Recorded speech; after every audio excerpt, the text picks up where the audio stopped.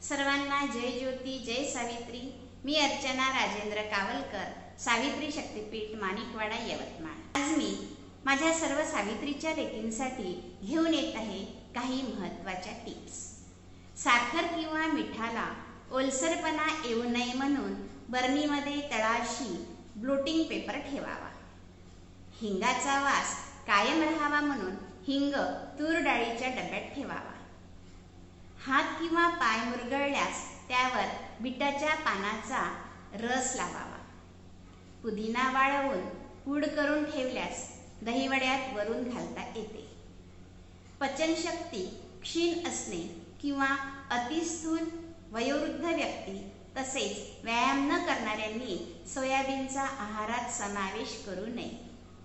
Veg बिर्याणीसाठी कांदा तळताना त्यात एक चिमूटभर साखर घातल्यास कांदा लवकर कुरकुरीत होतो।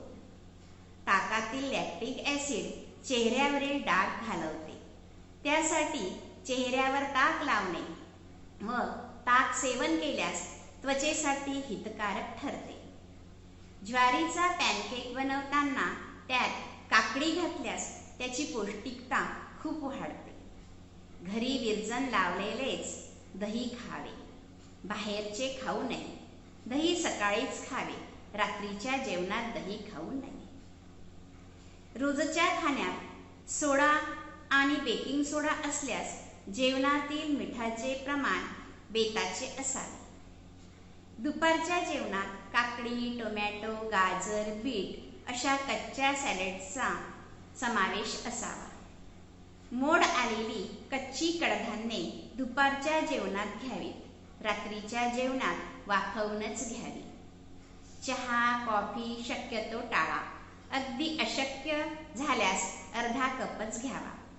लिंबाचा रस आणि मीठ यांचे एकत्रित मिश्रण करून ब्रशने नखावर लावल्यास नखांवरील डाग घालवते।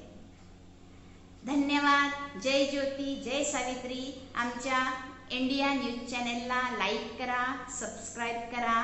धन्यवाद।